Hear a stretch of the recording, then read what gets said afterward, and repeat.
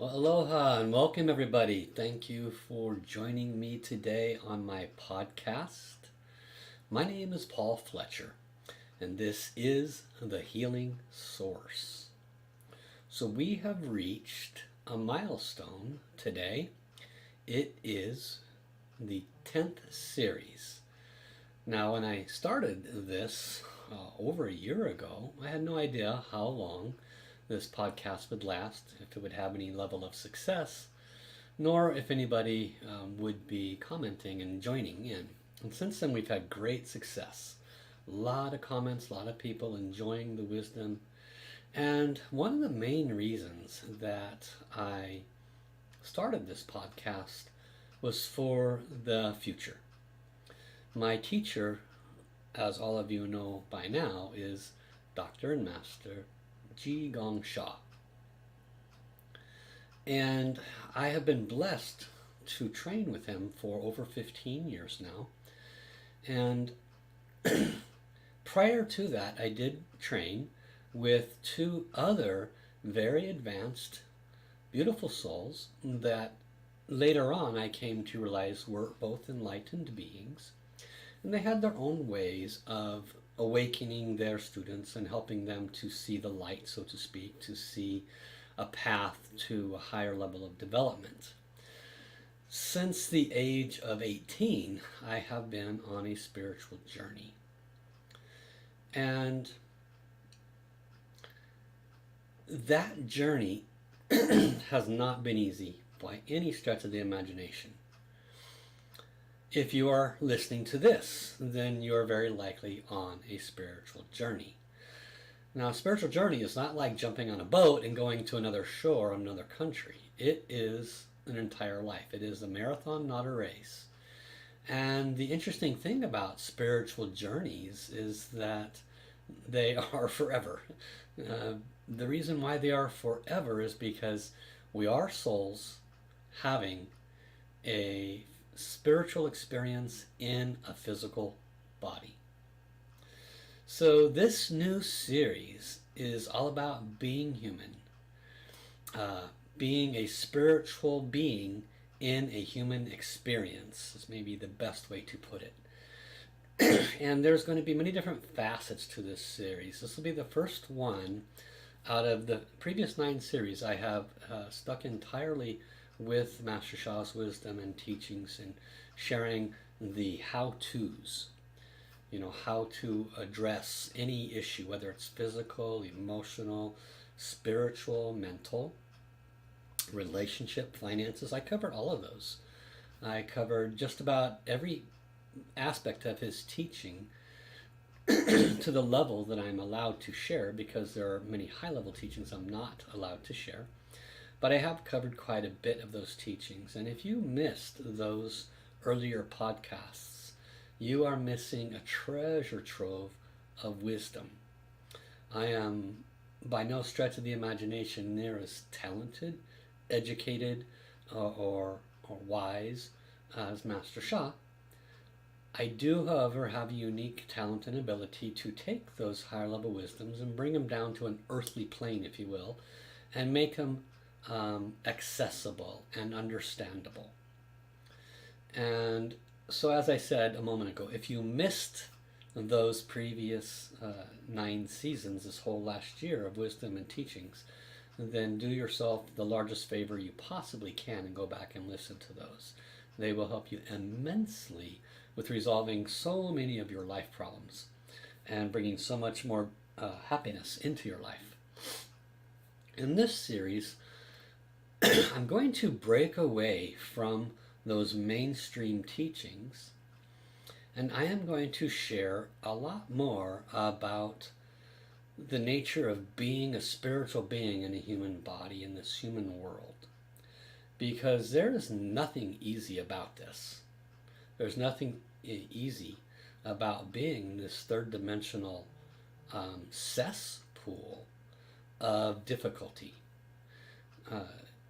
We live in a relatively big place, this world, with 8 billion plus humans, countless other beings that are alive here, and by beings I mean animals, I mean fish and all things aquatic. That literally makes up 75% of the planet. I mean everything that lives under our ground, including all the bugs and the lizards and the reptilian, and then of course there's life that we're not even aware of. I'm aware of life outside of human beings, what would be referred to as alien life, but there are so much just on this physical world by itself that can be nothing short of overwhelming. And we spend the vast majority of our life trying to figure out what are we here for? What's the purpose of this life, right? The first 10, 20, very often 30 and 40 years, to be perfectly frank, we're just getting our butt kicked. It's just not a pleasant experience for a lot of us. It might have its ups and downs in that process. We can have some wonderful school years and maybe some not so wonderful school years. We can have a wonderful upbringing and then have horrible relationships after our upbringing. We can have a terrible upbringing with a terrible mom and dad, or we could have been an orphan, right? And then the rest of our life is very, very difficult. So, 8 billion souls here, human souls, and I can assure you there are 8 billion quite unique stories, none even remotely the same. So there's a lot going on that can positively or negatively impact our awakening. And ultimately, what I'll be sharing in this series is my observation, my perspective, my opinion, my understanding up to this point of being a human in a spiritual being a spiritual being in a human world. Now, when I wrote that title, being a spiritual being in a human world, I had it reversed at first, being a human being in a spiritual world. But I realized that wasn't accurate. What is more accurate is being a spiritual being in a human world, because I would guess about 95% of humanity is more lost than awake, more asleep than awake. About 5% are just fully awake. They realize they are spiritual beings. They realize that this human existence is purposeful to help the spiritual being become a fully awakened spiritual being. And then between that 95% and probably somewhere between 75 and 95%, there is a varying degree of awakening that has occurred there. And those people in that range, and again, all of this is my observation, my perspective, my opinion. In that range, my guess is that people are somewhere between 25 and 75% awake. What does that mean? A little bit awake. That means they know that what they're being told by the media or by their religion or by their teachers, or they're questioning it. They know something's not right, right? And they know there's something bigger than them. They just don't know what it is or how to get there. And they know that there's more to life than work, work, work, play, play, play, sex, sex, sex, watch TV, go to bed. They know there's more than that. So that's that range between 75 and 95. They're not really awake, but they're on the awakening process. And then you have what's left. My observation, probably close to about 75% of this world is just asleep. And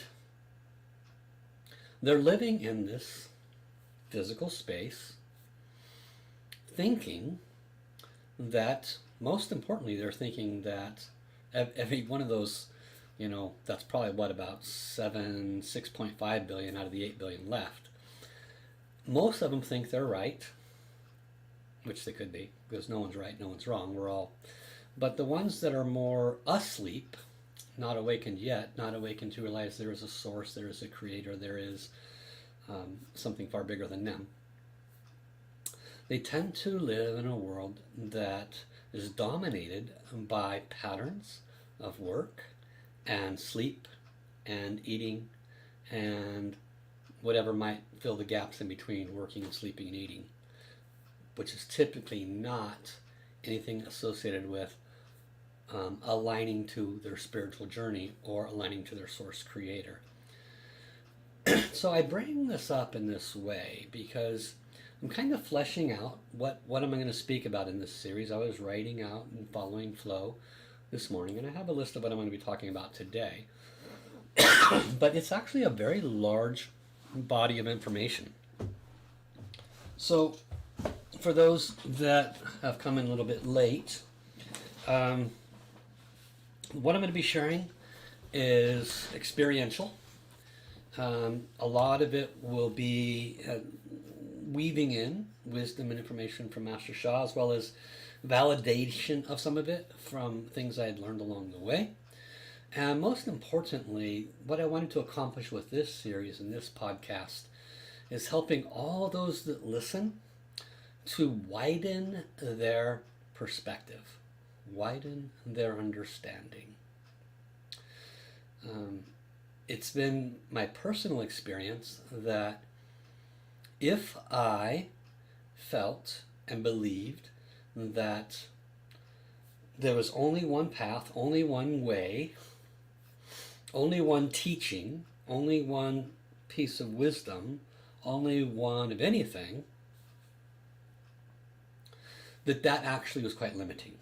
It's been my personal experience that I limit myself when I spend my time trying to convince myself or trying to convince others that this is the way, this is the path, this is the solution, this is the wisdom, this is the one and only everything. And if I just do exactly that, then I'll get there.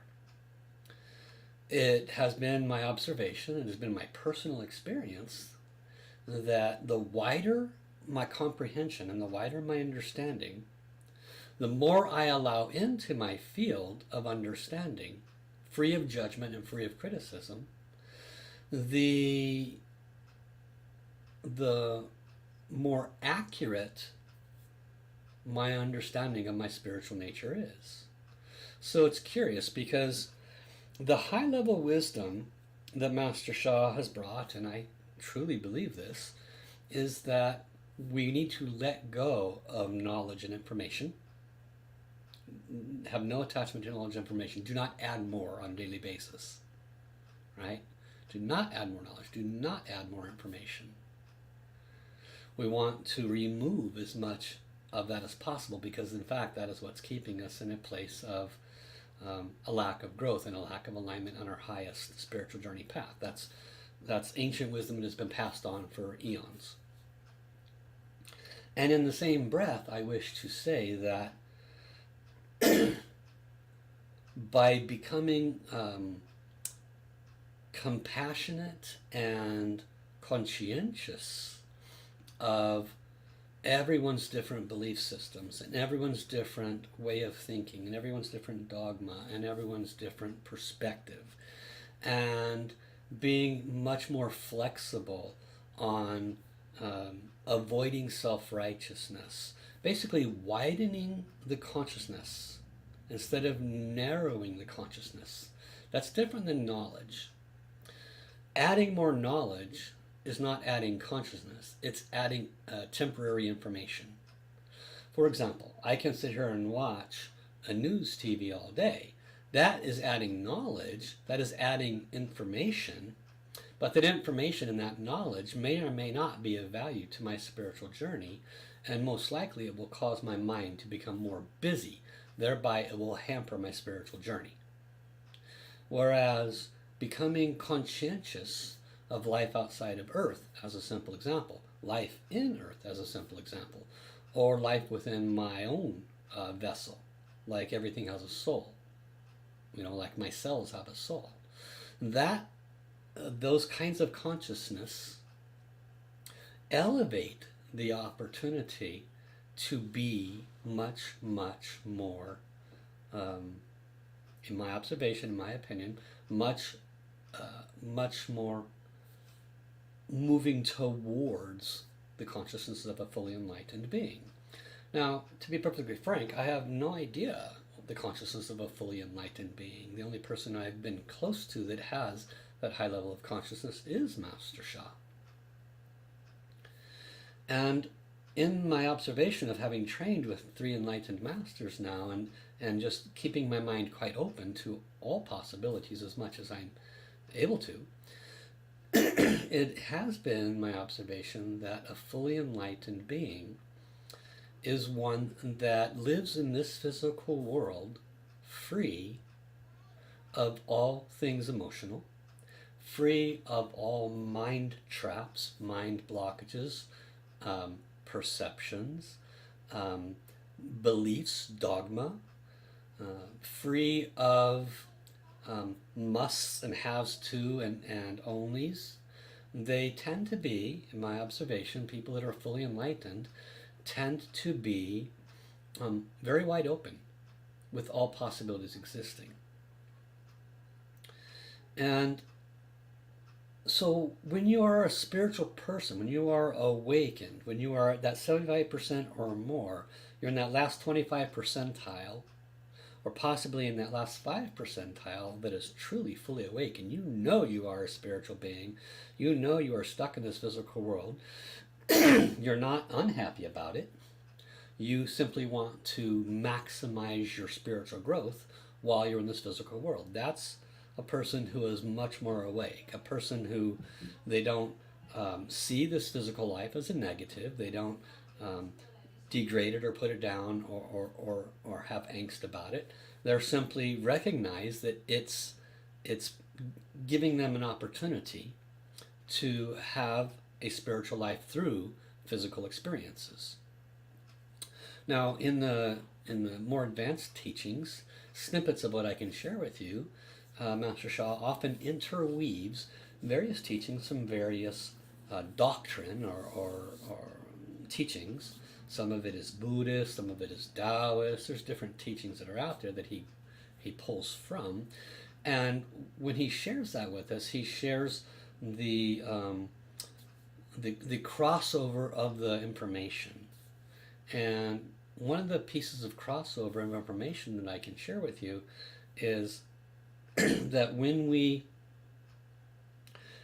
bring ourselves to any physical experience consciously and see it as something that is trying to assist our soul journey, then that is when you're definitely on the right path.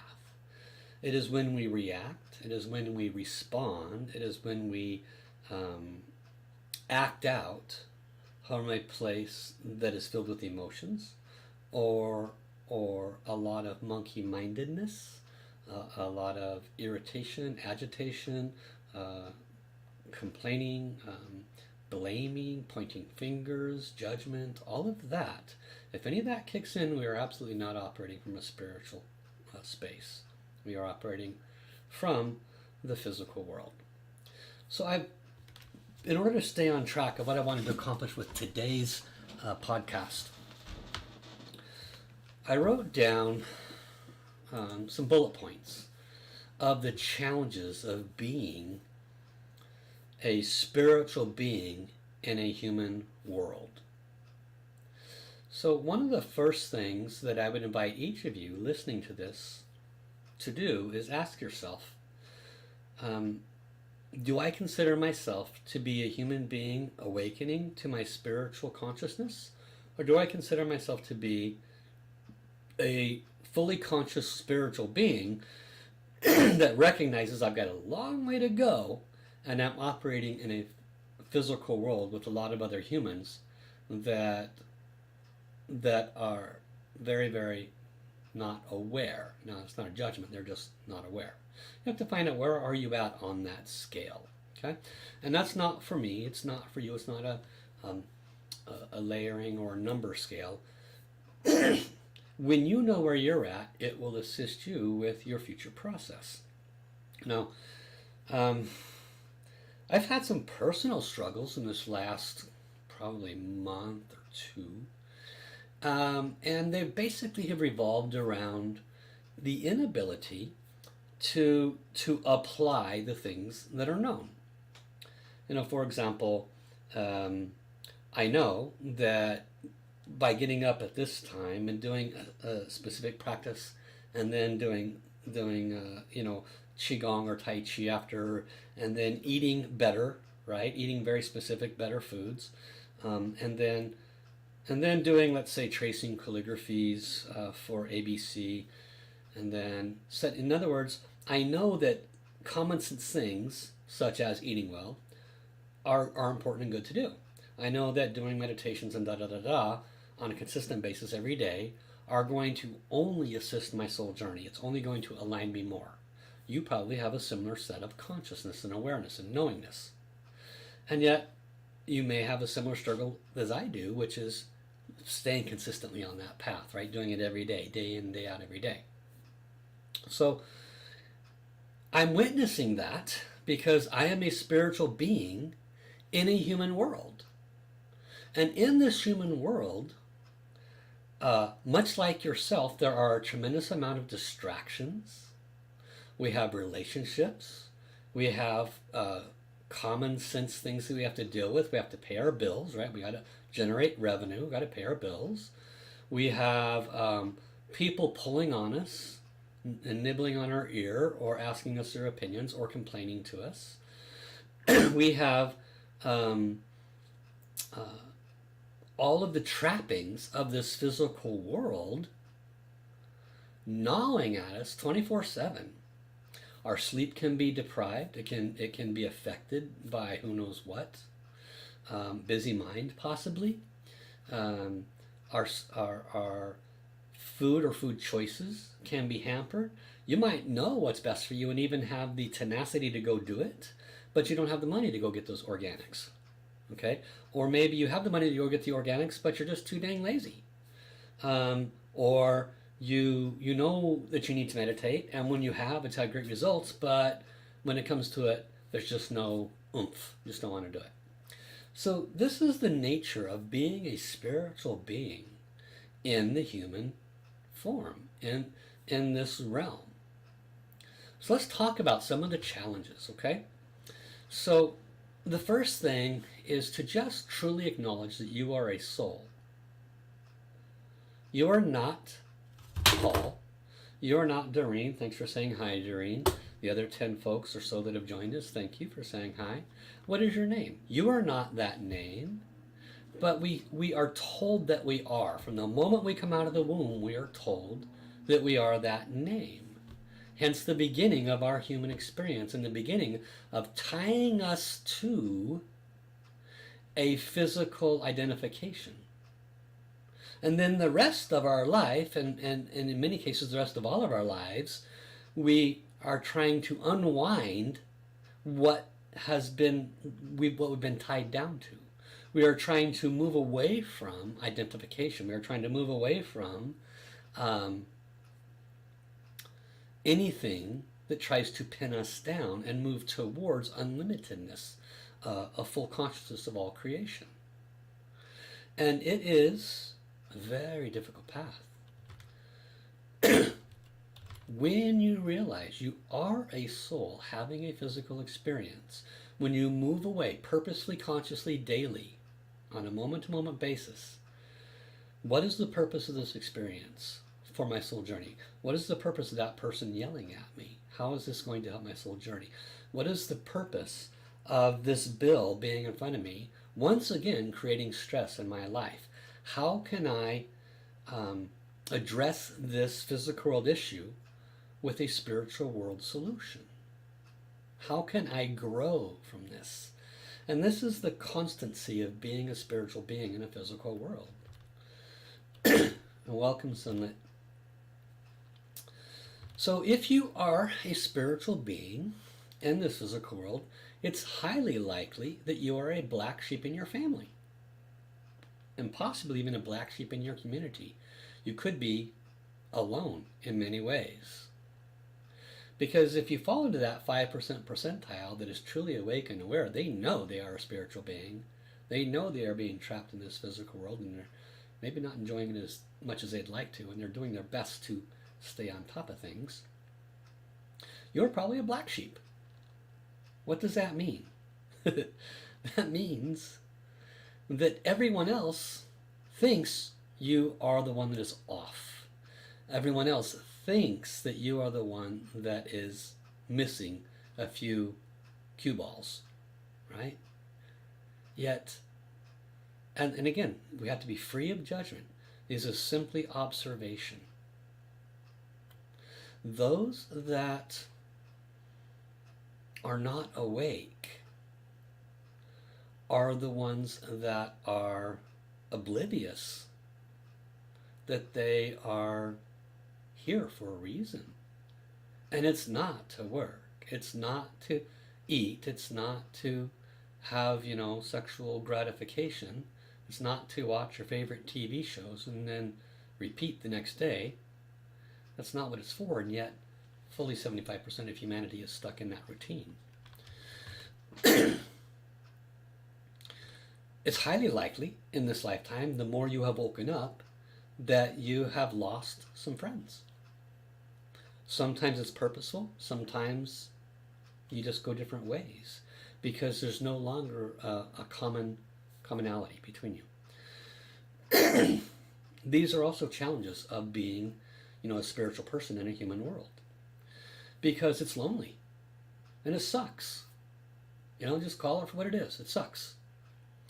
Now, fortunately, in the last 10 years, there has been a variety of communities that have grown, and I will cover this in other podcasts, the various communities that are out there, my personal observations on them, the values of them, sometimes the trappings associated with them. I'm going to cover that in this series because one of the things I wanted to do in this series is try to widen the field of consciousness and at the same time assist those that might get trapped in things that could limit your ability to more expediently move your soul journey and align yourself to the heart of the Creator faster. Because there are a lot of spiritual trappings along the way. One could say false teachings. One could say things that are entertainment. They have a high entertainment value, but they don't necessarily have a direct impact on your spiritual journey, and sometimes it could take you away from it, even though these different things fall within the spiritual realm.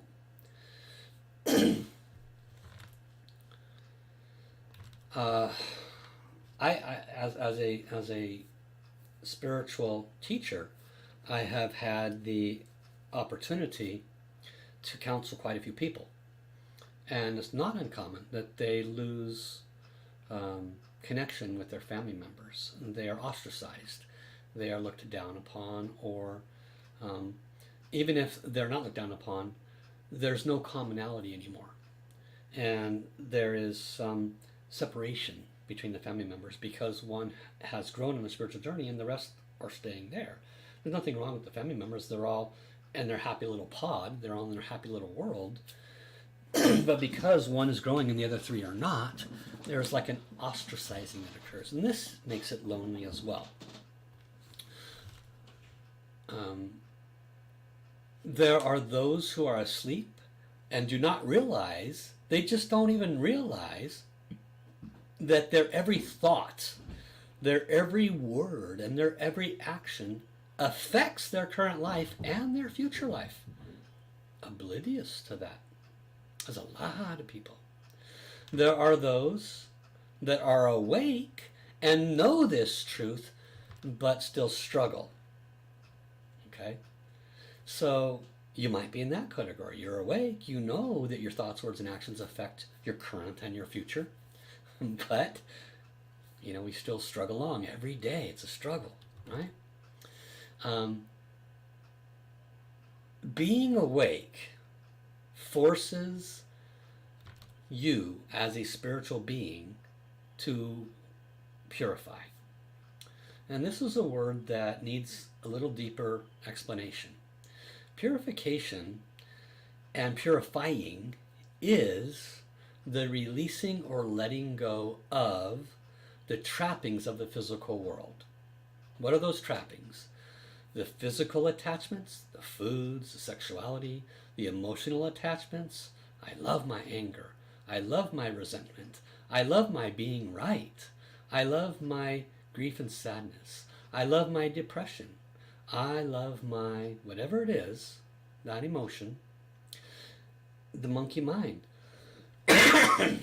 Those are trappings, the mind. The mind knows everything. If I can't analyze it and get a yes out of the analysis, then it doesn't exist. So all of these can be trappings for the person on the spiritual journey,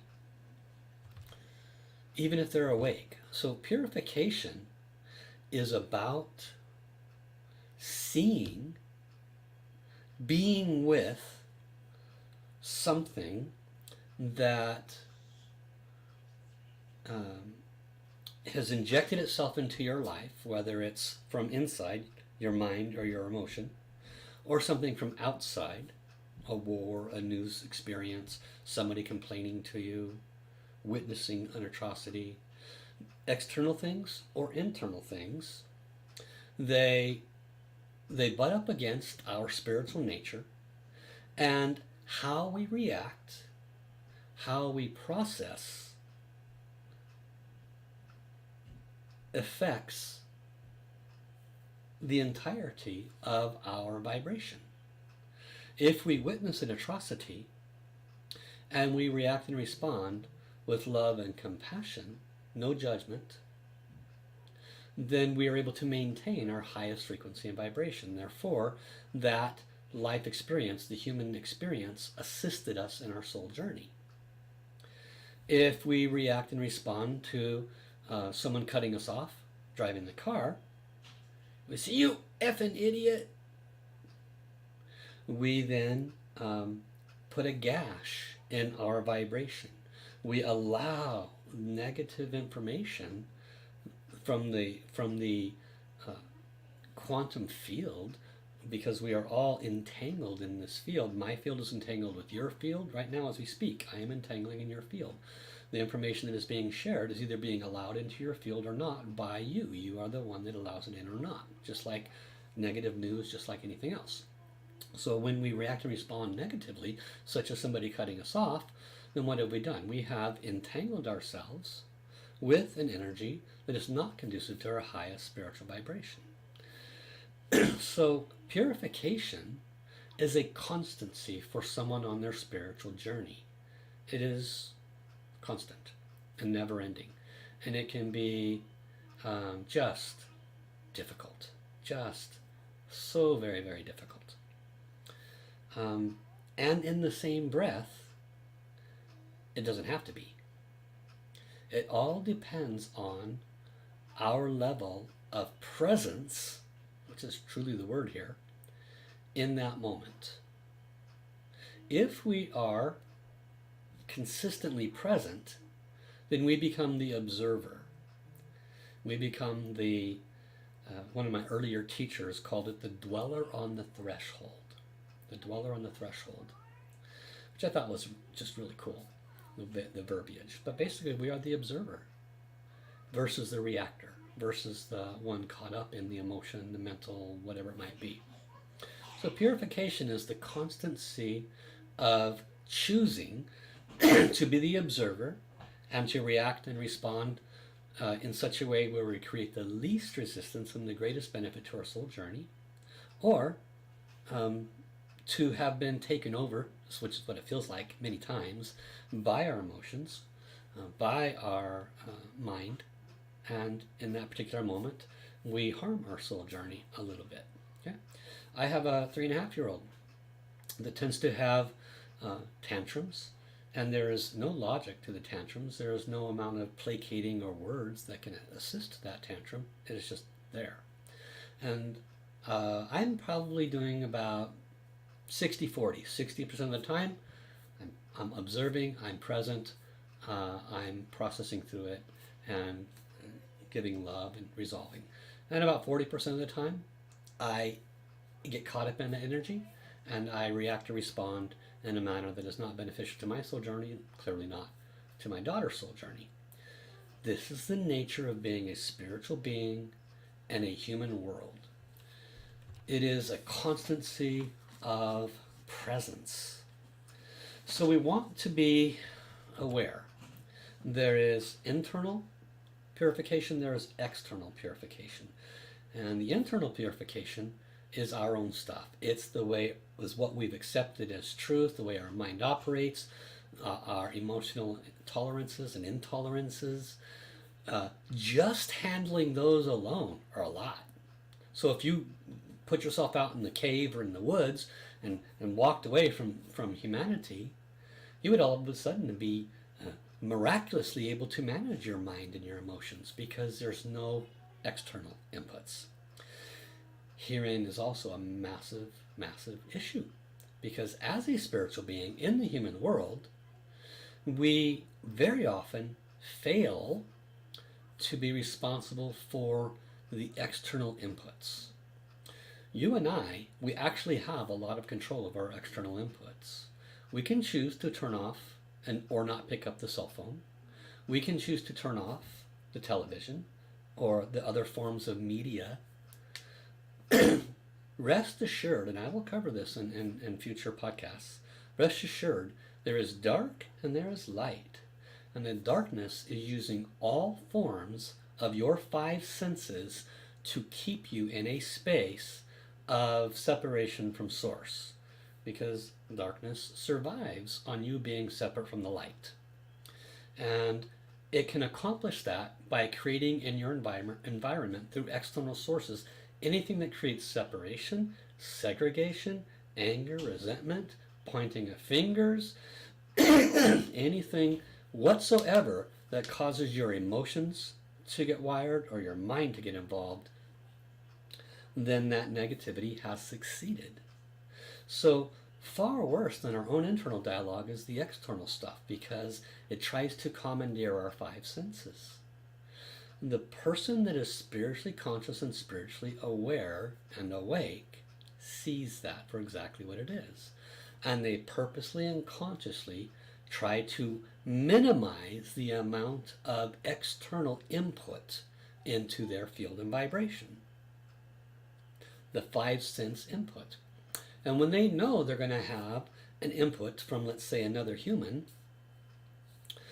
they consciously try to prepare themselves to be the observer, the dweller on the threshold, so that when that information comes, even if it's blaming and finger pointing and yelling and it comes with emotions, whatever it is, the dweller on the threshold, the observer, does not allow the five senses to be activated in such a way where it brings disharmony to their environment. Such is the enlightened journey. It is, as has been stated, a very, very difficult path.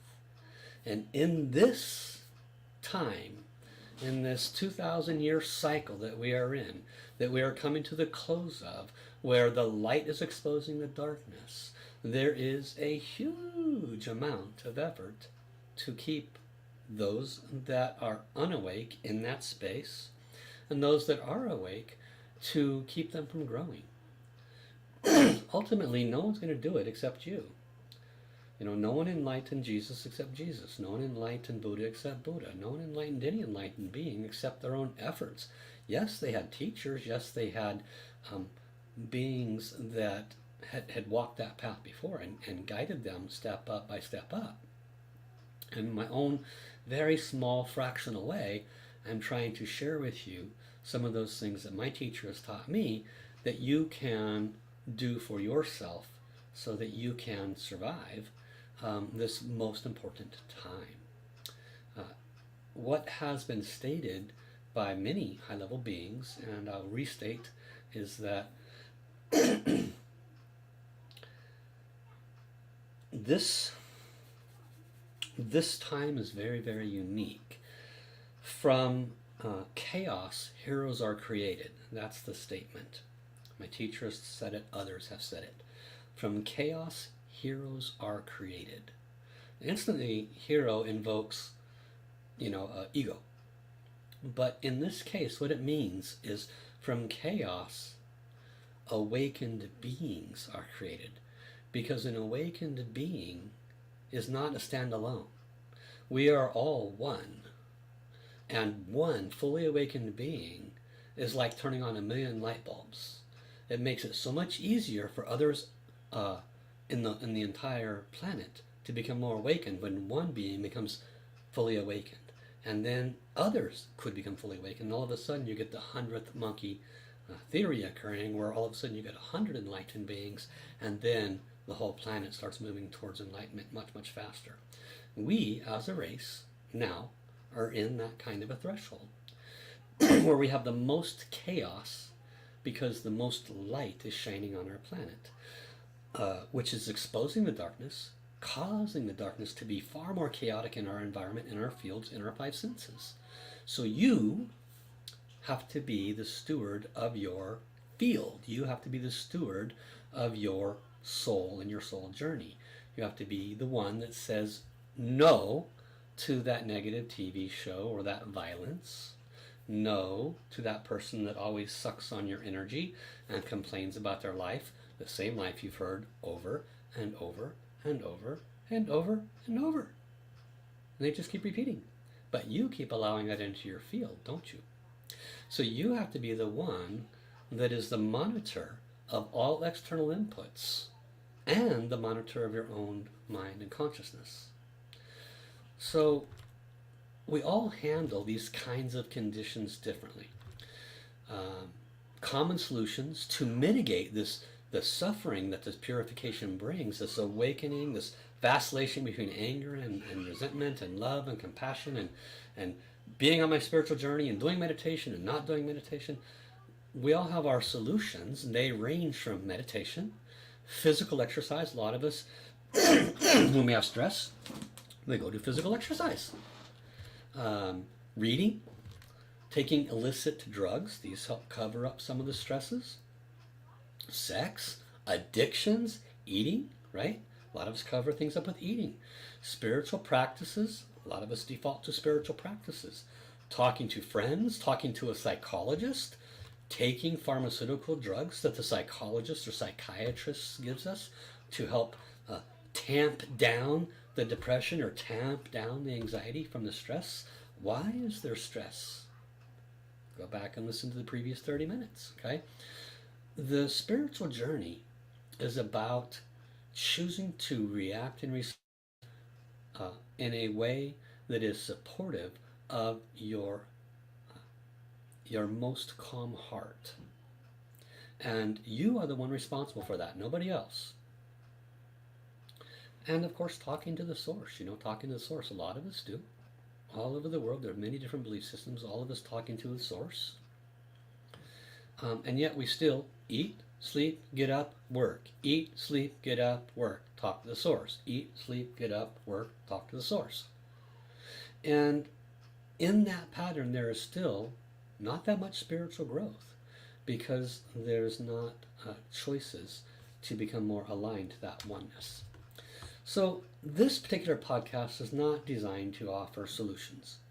If you want the solutions, go to the previous 9 series. I've been talking for over a year now, teaching all of Master Sha's wisdom one by one by one, physical, how to resolve physical with the wisdom of the Tao. Emotional, mental, spiritual, financial, relationship. I covered all that in the previous 9 series in great detail. This series is real-world application, real-world observation, real-world solutions. I'm going to, in the next 5 or 6 podcasts, I'm going to go down the rabbit hole. I'm going to open up some thoughts and perspectives. I'll probably alienate some people. I'll probably cause people to go, ooh, I never thought about that. So I will be covering some things, and the purpose of those is to cause a wider comprehension. That's all. It's not an intention to have you believe anything that I believe or to buy into anything that I've witnessed, because I'll just be sharing things that I witness. As I stated in the beginning, some of you might have missed. It's my intention in this series to really expand our awakening, expand our consciousness. Okay? So I encourage you to return to my other podcasts. They'll be different than the previous year, where I cover very specific wisdom and techniques from Master Sha. It's going to be a little more personal experience, personal observation, and personal application of all the spiritual wisdom I've ever had, so that you might get some value out of that with your soul journey. Okay? So thank you for coming today. I look forward to seeing you next week. And until then, have an awesome day, everybody. Bye bye.